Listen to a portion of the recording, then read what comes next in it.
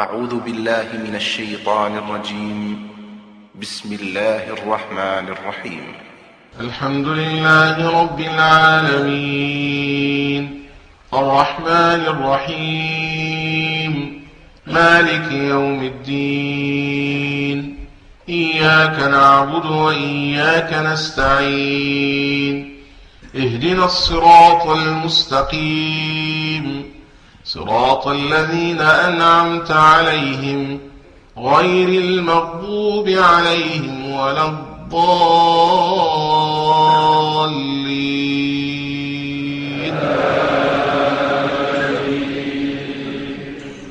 Bismillahirrahmanirrahim. D'abord une petite introduction sur le sujet du Coran, ce qu'on doit en savoir, des choses très très simples. Ensuite les deux dimensions, à savoir un livre. C'est la dimension sur laquelle je vais insister, c'est celle de l'intelligence, l'art. Et puis, également un chemin, c'est-à-dire à partir du moment où le livre se transforme en orientation, c'est-à-dire la lumière du cœur, le qalb, et en quoi justement le livre lui-même, ce qui est central dans l'islam, c'est-à-dire notre rapport à Allah, à Dieu, par l'intermédiaire de son livre, convoque immédiatement et oblige chacun et chacune à marier son cœur et son intelligence. C'est un livre, et en cela, il a une triple perspective. La première des choses, c'est un livre qui provient de Rabbul Alamin, c'est-à-dire du Seigneur, de l'éducateur, du formateur des mondes. Et donc qui impose à l'ensemble de l'humanité qui en est consciente, c'est-à-dire à l'ensemble de ceux qui croient en Dieu et qui sont musulmans pour nous, la reconnaissance du statut de ce livre. La deuxième des choses, c'est qu'à partir du moment où il y a un livre, il y a responsabilité personnelle d'y avoir accès. Dès qu'il y a livre, il y a devoir de lecture. Dès qu'il y a devoir de lecture, il y a droit à apprendre à lire. Oui. Dès qu'il y a livre, il y a devoir de lecture. C'est la première des révélations. Lis au nom de ton Seigneur qui a créé. Mais dès qu'il y a lit, il y a apprends à lire. Et donc, ce qui est le devoir lire, c'est le droit à l'apprentissage. Le droit à l'apprentissage de la lecture. Et ça amène aussi à la dimension de l'éducation. Toute société qui produit de l'analphabétisme et de l'incapacité à lire est une société qui empêche la conscience d'avoir accès au livre du maître de toutes les consciences. Donc c'est une responsabilité individuelle. Et en même temps, on va le comprendre, le statut de ce livre, c'est se savoir seul avec Dieu pour se savoir guidé parmi les hommes. C'est-à-dire de comprendre que ce guide, c'est nous guider parmi la vie, parmi les hommes, parmi les êtres humains. Donc la reconnaissance du Seigneur des mondes, la responsabilité individuelle et l'orientation collective.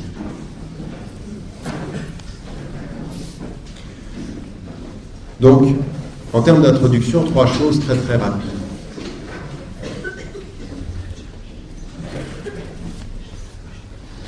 La première des choses, c'est de savoir que fait partie de Arkan al-Iman, des piliers de la foi, la reconnaissance du statut tout à fait particulier du livre.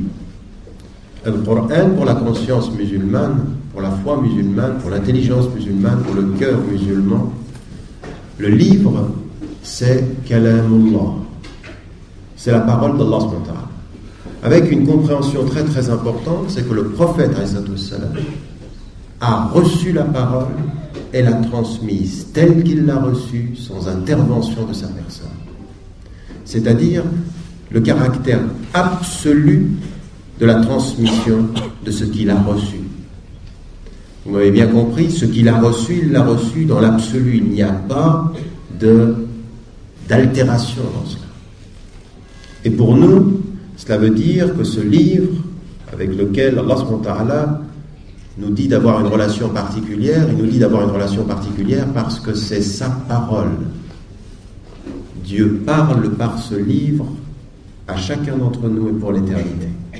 Premier principe qui fait partie de « Il a révélé les livres » et parmi ce livre, ces livres, le dernier, qui a été envoyé comme Muhammad ibn Abdullah sallallahu alayhi wa sallam. Ça, c'est un principe qui est très important. Parce que dans la conscience que nous devons en avoir, c'est pas un livre que tu mets à côté des autres livres dans ta bibliothèque. C'est pas un livre que tu lis comme tous les autres livres sur ton bureau ou sur ton lit.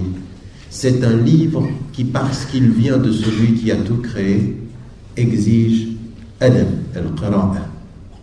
Adab, c'est-à-dire le respect, l'attitude, le comportement. On ne se met pas en face de ce livre n'importe comment. On ne s'habille pas n'importe comment. On ne le lit même pas n'importe comment. Il faut faire un effort quant à la compréhension de tilawa. Et tilawa, c'est la psalmodie. Raison pour laquelle, quand par exemple vous êtes à côté d'un savant et qui vous dit attention, le ha, ça se dit ha, et le ha, ça se dit ha, et le dha, ça se dit dha, et le ta, ça se dit ta, ça se dit pas ta, ça se dit ta. Vous pouvez penser que c'est le détail de la prononciation, et pourtant c'est adab al-qira'a. Il y a chacune des lettres fait appel à une dimension. Mais ça veut dire quoi? Ça veut dire que quand vous dites juste la lettre, vous faites en sorte que le lieu d'où sort la lettre est soumise au Créateur, c'est-à-dire que quand vous habituez chacune des parties même de votre corps à bien prononcer, c'est que ce que vous êtes en train de faire, c'est que vous réconciliez chacune des parties même de la phonétique à bien dire la phonétique, c'est-à-dire la partie de votre de la prononciation, à faire un acte de soumission à la façon dont le texte est dit. C'est je soumets mon cœur et je travaille ma prononciation pour soumettre mon être. Il y a cette attitude-là. Et là, tous ceux qui ont été entre les mains de Chouyour pour la lecture savent combien c'est très pointu. Moi, j'avais un cheikh, il avait une petite baguette comme ceci, il était à côté de moi et chaque fois que la prononciation était pas bonne, hop, attention. Pourquoi? Pas pour me frapper, mais pour dire là, attention, tu n'es pas en train de lire n'importe quel livre. Et donc il y a un type de rapport dans la lecture, il y a un type de rapport à ce texte-là. Deuxième des choses, c'est de savoir que ce livre, il a deux dimensions. Il a l'absolu d'une descente et l'histoire des révélations. Inna anzalnahu fi laylatil qadr. Nous l'avons descendu dans cette nuit du destin, de la détermination. Cette nuit qui, Inch'Allah, s'il plaît à Dieu, va se réaliser dans quelques jours et dans quelques semaines ici parmi nous, puisque c'est Shahr al-Ramadan, qui vaut plus que 1000 mois. Donc, dans l'absolu de sa descente, et en même temps, dans l'historicité de sa révélation. Ça veut dire qu'en fait, du ciel le plus élevé au ciel le plus bas, une révélation. Et du ciel le plus bas à la terre des hommes, de multiples révélations, qui sont historiquement datées. 23 années de révélation. Et ce passage-là, de ces 23 années de révélation, il est fondamental pour nous. Savoir qu'un texte révélé qui vient de Dieu est lié à l'histoire d'une communauté pendant 23 années, c'est très important, parce que c'est ce qui va nous faire comprendre qu'est-ce que cela veut dire que Iqra, lis. Tu ne lis pas dans l'absolu. Ton cœur peut être avec Dieu dans une espèce d'absolu, comme ça tu sens que tu es au-delà du temps, tu es avec Allah, mais ton intelligence jamais. Jamais ton intelligence ne dépasse le temps. Toujours ton intelligence est liée au temps. Et la révélation, elle s'est faite sur 23 années dans le temps. Et tu dois, en essayant de comprendre le Coran, savoir le temps de sa révélation. Il n'y a pas un savant de la compréhension des règles du Coran qui ne connaisse pas un des chapitres de Ulum al-Qur'an qui s'appelle des sciences du Coran, qui s'appelle Asbab al-Nuzul, les causes de la révélation. Pourquoi ce verset a été révélé à ce moment-là et pourquoi à ce moment-là il prend telle signification. Donc un travail de l'intelligence. Donc un texte absolu qui prend ton cœur dans l'absolu, un texte historique qui impose à ton intelligence d'entrer dans l'histoire. Il dit le cœur avec Dieu et l'intelligence avec les hommes. Le même texte. Le même texte qui va convoquer les deux dimensions de ton être. Jamais en les séparant, toujours en les mariant. Et savoir que il y a une chose qui est le secret de ce livre, c'est que plus tu es avec lui, avec le cœur, plus ton intelligence s'éclaire sur l'histoire. Il n'y a pas un savant, encore une fois, même des 4 écoles sunnites ou du chiisme ou d'autres traditions, il n'y en a pas un qui vous ait dit vous pouvez lire le Coran comme un livre et sortir l'ahkam, istinbat al-ahkam et tashri'iyya, c'est-à-dire sortir les règles de la jurisprudence comme ça intellectuellement, jamais. Ils vous disent tous, sans exception, Malik, Ibn Hanbal, Abu Hanifa, Shafi'i, Sufyan al-Thawri, tous ils vous disent c'est quand mon cœur était proche de Dieu que j'ai mieux compris la règle qui parlait à mon intelligence. En d'autres termes, c'est un vrai mariage des deux. C'est-à-dire, et c'est pour ça que l'un des noms du Coran, quel est-il? Al-Furqan, le discernement. Et le discernement, c'est voir avec les yeux et sentir avec le cœur. Et voir par le cœur ce que tes yeux seuls ne verraient pas. Exactement comme quand vous aimez quelqu'un. Quand vous voyez quelqu'un que vous aimez, des fois vos yeux voient, vous comprenez quelque chose, mais c'est votre cœur qui vous dit ce qu'il y a. Vous avez pu comprendre la tristesse de votre père, de votre mère, de votre frère, de votre enfant, pas intellectuellement, sentimentalement. Parce que le cœur dit des choses que l'intelligence ne voit pas. Il y a des gens qu'on comprend parce qu'on les aime plus que parce qu'on les comprend intellectuellement. Ben, le Coran, on le comprend plus parfois avec le cœur que seulement avec l'intelligence. Des fois, tu lis le Coran, c'est qu'une histoire. Des fois, tu lis le Coran, c'est ton histoire. Des fois, tu le lis à distance. C'est l'histoire de Moussa, alayhi salam, puis des fois, c'est toi. Des fois, tu lis l'histoire de tous les prophètes, c'est eux, et des fois, c'est toi. Tout dépend de là où est ton cœur. Des fois, tu fais la prière, c'est la prière d'un autre. Tu n'y étais même pas. Ton corps y était, ton cœur n'y était pas. Puis des fois, c'était ta prière. Ben, le Coran, c'est ça. C'est ce livre qui dit « Tu me comprendras quand ton cœur sera marié à ton intelligence. » Et vous allez voir comment dans ce qu'on va dire. Troisième élément, c'est justement ces noms. Alors, le premier nom, c'est le Coran, le récit, la lecture. Le deuxième, c'est Nour, la lumière. Qu'est-ce que c'est Nour? C'est ce qui permet de voir le réel, de voir le monde. C'est ce qui t'éclaire, c'est ce qui te montrera la route, la lumière. Deuxième, c'est le dhikr, le rappel.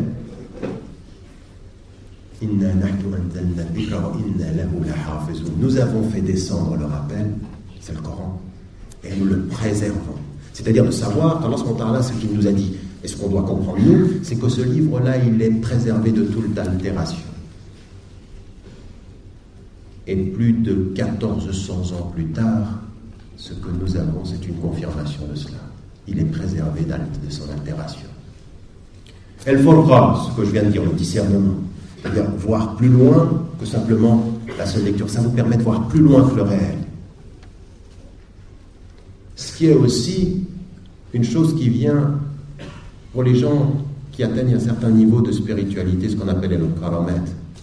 Le karamat, ce sont ces qualités des hommes qui voient au-delà de ce que le commun voit. Et des gens, on vous dit, leur relation avec le Coran est telle qu'à des moments, quand ils vous regardent, ils voient plus que ce que vous montrez. Et vous savez, le secret, c'est que vous vous en rendez compte. Vous voyez qu'il a vu plus. Il y a des gens dans la proximité desquels vous êtes gênés.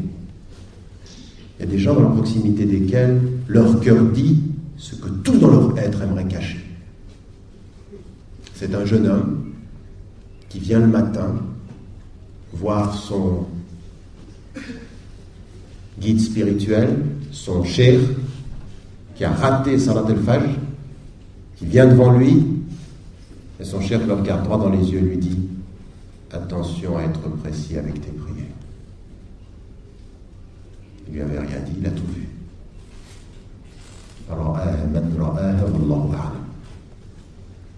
C'est ça que le Coran donne aussi comme dimension spirituelle, une dimension qui est une dimension au-delà de ce que le commun a.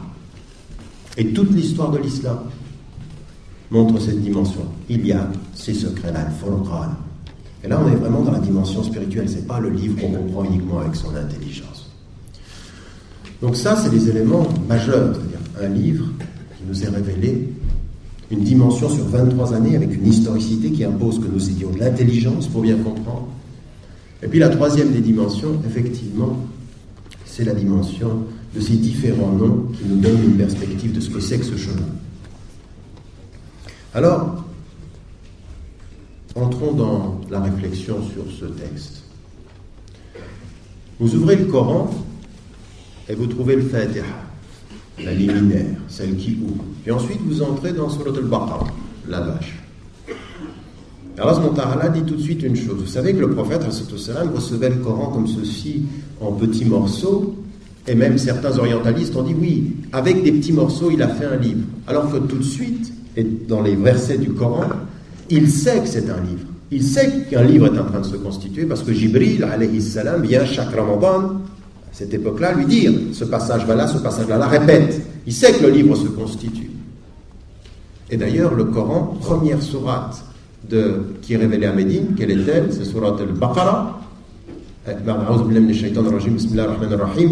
Alif Lam Mim. Dhalika al-kitab la rayba fi. Hudan lil-muttaqin. C'est un livre. Dhalika al-kitab, ce livre.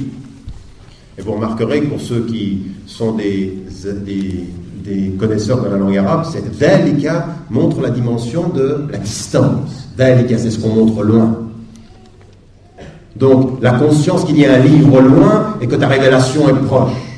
Et que ce qui va se confirmer par la suite, c'est qu'il y a le livre et le livre. C'est-à-dire le livre qui se constitue, qui est à l'image du livre qui est auprès d'Allah subhanahu wa ta'ala, qui a été toute la discussion autour du caractère incréé du Coran. Mais n'entrons pas dans ce détail-là. Bien. Donc ici, donc il a conscience qu'un livre se constitue. Il n'y a pas de doute dans ce livre. Ça veut dire quoi? Il est venu de Rabbul Alamin, c'est-à-dire il est révélé ainsi. Ce n'est pas fini. Hudan lil muttaqin.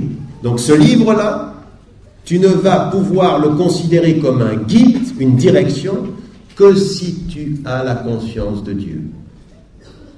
En d'autres termes, le livre ne te livre les secrets de sa lumière que quand il y a déjà de la lumière dans ton cœur. Il faut croire en lui pour mieux comprendre ce qui t'est dit à ton cœur.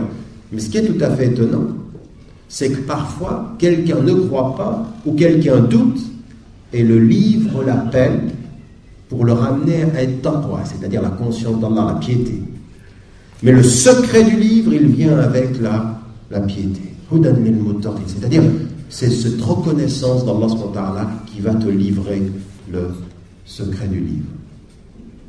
Et c'est ce que je disais tout à l'heure, à savoir, il y a Allah, il y a Dieu qui révèle ce livre, et dans la reconnaissance de Dieu, on trouve la direction de son message. Raison pour laquelle vous avez des gens qui ne croient pas en Dieu et qui prennent le Coran, qui ne croient pas en cela, et c'est légitime que certains n'y croient pas. Pas de problème avec cela. Et quand ils lisent le livre, vous voyez bien qu'ils y voient autre chose que ce que vous y voyez. Oui, je prends un exemple. Un étudiant, une fois, lit le Coran, arrive en cours d'islamologie, il dit, mais j'ai lu le Coran. C'est plein de répétitions. On répète toujours les mêmes histoires. Il lit le livre avec quoi? C'est vrai, en fait, si vous lisez le livre intellectuellement et rationnellement, le livre, sur Moussa, alayhi salam, elle vient plusieurs fois. Et Isa, alayhi salam, la même chose. Donc on a des histoires qui se répètent tout au long du livre. Ce que lui voit intellectuellement, c'est la répétition d'une histoire qui est toujours un peu la même, et puis, on répète, quoi. Et vous, quand vous arrivez avec les taqwa, cette répétition, elle a un autre sens. Ce qui, pour lui, est une répétition intellectuelle, est dans votre cœur une confirmation spirituelle. Hein? L'histoire qui se répète se confirme par le cœur. L'histoire qui se répète ne fait que se répéter par l'esprit. C'est exactement la même chose à un ordre, et je prends toujours cet exemple pour bien vous faire sentir les choses dans la vie personnelle. Quand vous dites à quelqu'un, tu vois la porte qui est là-bas, ferme-la. La porte qui est là-bas, ferme-la. Vous lui répétez 4 fois, il dit, bon, ben, j'ai compris, il faut fermer la porte. Là, j'ai parlé à son intelligence. Mais si je dis 4 fois à la personne, je t'aime, elle va pas dire, bon, ben, j'ai compris, tu m'aimes. Quand on parle à mon cœur, on ne répète pas, on confirme qu'on aime. Quand on parle à l'esprit, on ennuie l'esprit par la répétition. Et taqwa, c'est la confirmation quand on est avec Allah dans cette dimension-là.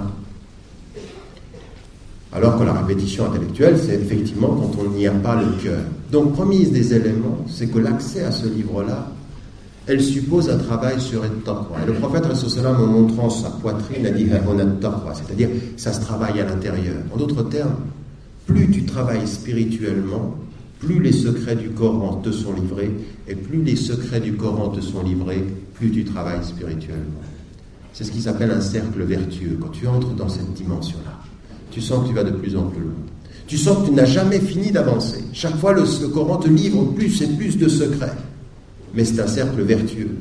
Et plus ton cœur se ferme, plus le Coran se voile.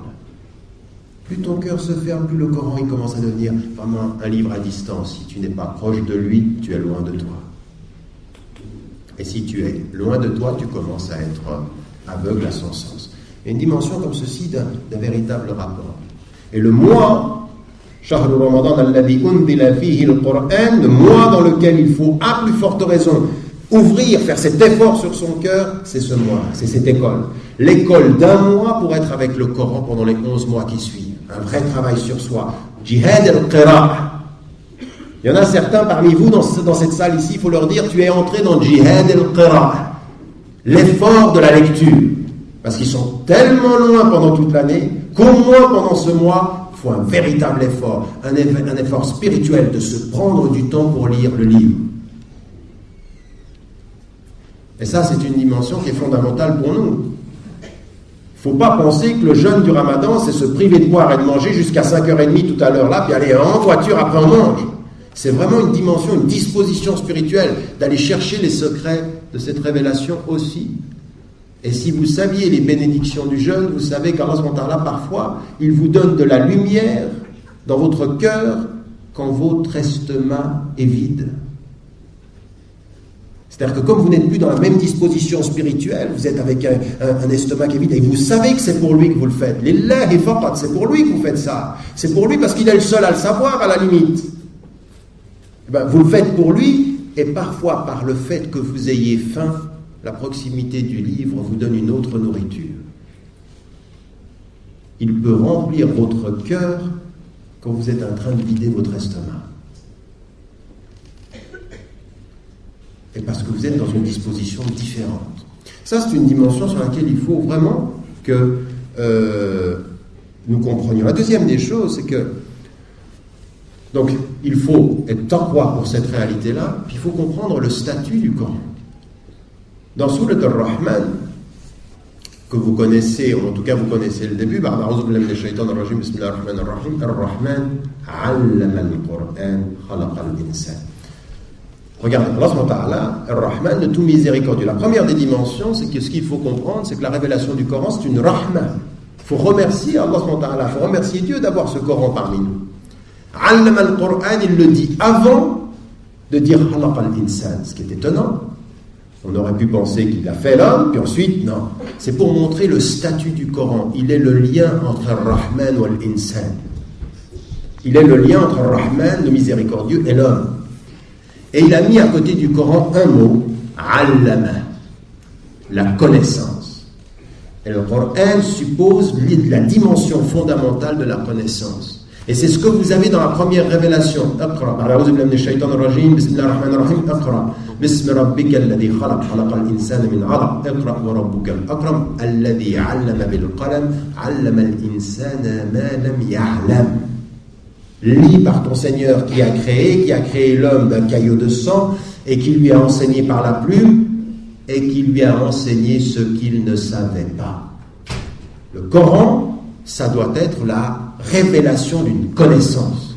Et la connaissance, elle va être de deux types. Elle va être la connaissance intellectuelle et elle va être la connaissance spirituelle. C'est l'ilm ou al-ma'arifa. Ma'arifatullah, c'est connaître Dieu. Et l'ilm, c'est connaître les choses. Et il faut passer du ilm ila al-ma'arifa. Wa min al-ma'arifa ila al-ilm, c'est-à-dire du savoir commun des choses à la connaissance de Dieu et de la connaissance de Dieu à une meilleure connaissance des choses. Ce travail-là, c'est le sens même du Coran dans notre vie.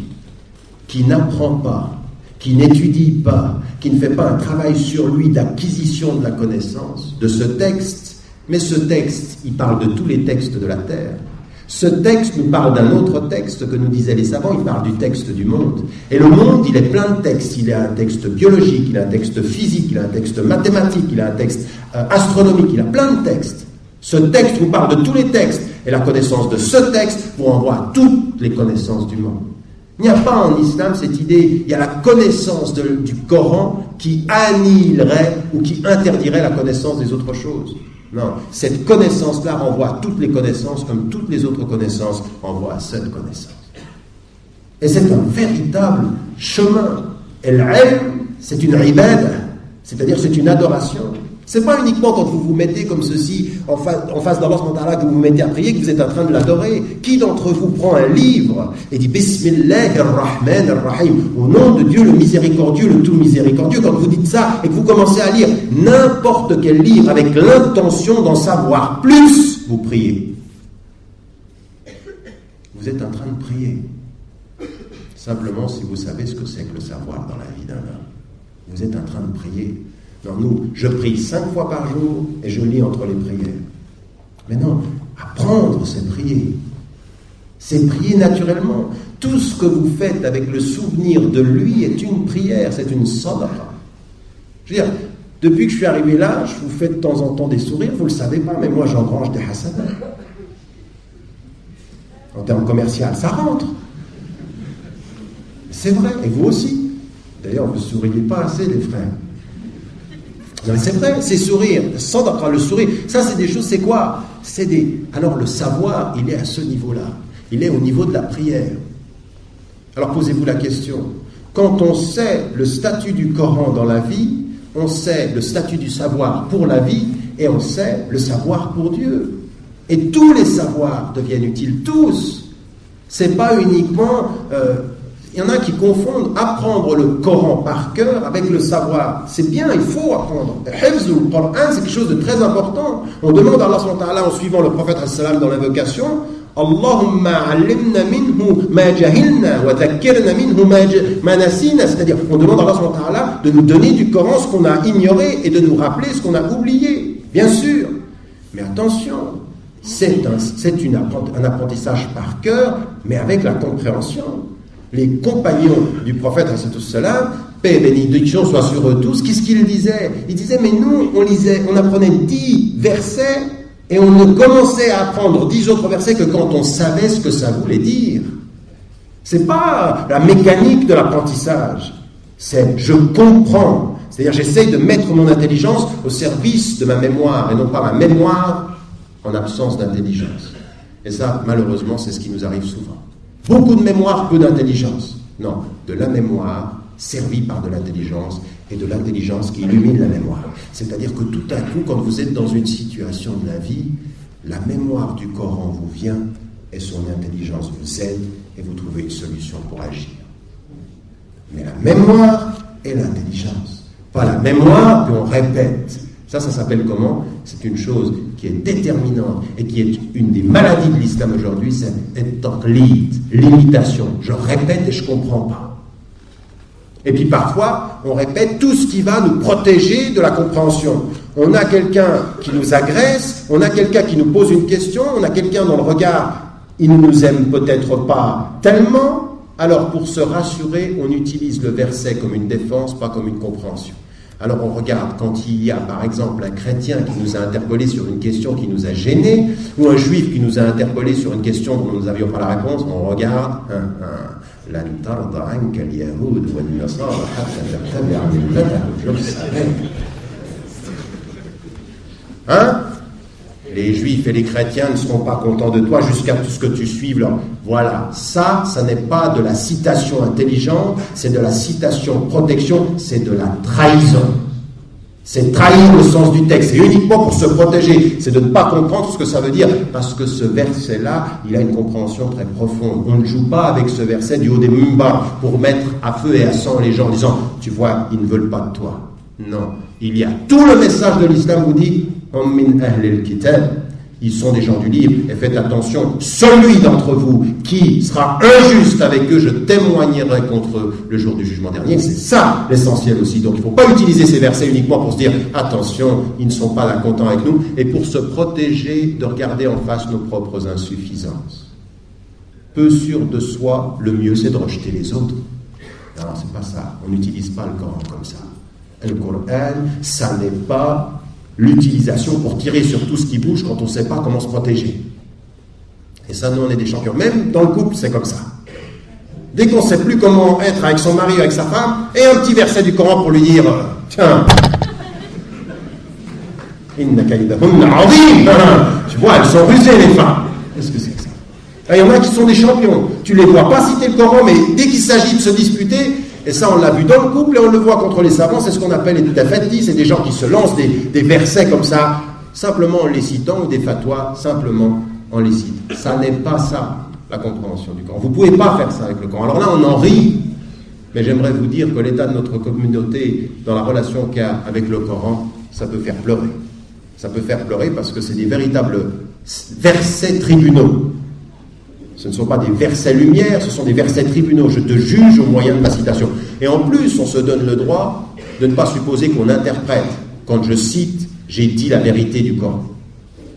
Bon, ça, c'est un élément qui est important et donc qui va supposer une intelligence. Dès qu'Allah nous dit « Iqra », il nous dit « lis ». Lis, c'est-à-dire mémorise, prends. Mais ça veut dire aussi comprends. Comprends ce qui t'est donné. Alors, cette compréhension, elle a 3 dimensions. La première des choses, c'est comprendre le sens de la révélation. Le sens de ce qui nous est donné. Allah subhanahu wa ta'ala, il a parlé un langage arabe simple pour que nos intelligences comprennent. Ce n'est pas un livre compliqué en matière de compréhension. Et faites attention, ce n'est pas un livre compliqué en matière de compréhension, mais c'est un livre profond en matière de signification. C'est pas pareil. Ça veut dire quoi? Ça veut dire que, en fait, vous tirez du Coran ce que votre intelligence y voit. Il y a des gens, ils lisent du Coran et quand tu les écoutes, même ça arrive avec des chers. Vous n'avez jamais remarqué des chouyours comme ça? Vous asseyez en face de certains et ce qui vous dit du Coran, c'est juste, c'est ce qui est écrit. Mais c'est que ça. Et tu t'assieds en face d'un autre, tu dis subhanallah, où il est allé chercher ça? C'est que dans le texte, c'est son intelligence qui lui a permis de tirer plus. Et il y en a, et moi je me suis assis en face des fois de chouyours, subhanallah, ils vous prennent, mais vous dites, mais je n'y aurais même pas pensé avec 3 fois plus d'intelligence que ce que j'ai. Ils vous emmènent tellement loin, vous dites subhanallah. Moi, par exemple, une chose qui m'a vraiment... Je vous donne un exemple. Ya ayyuhalladhina amanu la tadkhulu buyutan ghayra buyutikum hatta tasta'nisu wa tusallimu ala ahliha. Ô vous qui portez la foi, ne rentrez pas dans des demeures avant d'avoir demandé la permission et de saluer sur les gens qui y sont. Bon, n'entrez pas dans les demeures, hein. Vous êtes en face de la porte, n'entrez pas chez quelqu'un. Et il y en a un cher, ça je lis une fois un passage et il dit, vous savez ce que ça veut dire aussi?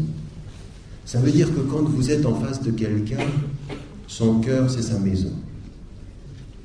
Vous ne rentrez pas dans le cœur de quelqu'un avant de lui demander la permission et de lui saluer. C'est-à-dire, en fait, avoir la psychologie du cœur de qui tu parles. Savoir comment tu frappes à la porte du cœur de quelqu'un. C'est-à-dire qu'il voit une dimension symbolique. Moi, je ne l'avais même pas vue. Vous l'aviez vue? Et vous vous dites, subhanallah, ça veut dire qu'en fait, partout où tu entres, c'est une demeure. Et c'est vrai. Et sakan, c'est bien la demeure. Ton cœur, c'est une demeure. Ton intelligence, c'est une demeure. Ta maison, c'est une demeure. Le Coran se comprend à plusieurs niveaux. Et ce qu'il faut de ce point de vue-là comprendre, c'est qu'il y a des niveaux de compréhension, des niveaux d'intelligence. Donc le sens. Ensuite, il y a l'objectif. Pourquoi ce verset? Alors, tout de suite, qu'est-ce qu'on comprend? On comprend en fait que l'objectif du verset est lié à la circonstance de sa révélation. Vous ne pouvez pas comprendre un verset si vous ne le mettez pas en situation. Et cette mise en situation, elle est effectivement révélatrice du sens. Elle est révélatrice du sens et parfois vous ne comprenez vraiment le sens du verset et son objectif que quand vous connaissez la circonstance de la révélation. Et ça veut dire quoi? Ça veut dire qu'il n'est pas donné à n'importe qui de prendre le Coran et dire j'ai compris le sens de ce verset comme ça. Il faut comprendre que tu peux spirituellement, n'importe lequel d'entre nous peut comprendre le Coran, ce qu'on appelle le qira'at ta'abudiyya, c'est-à-dire la lecture d'adoration,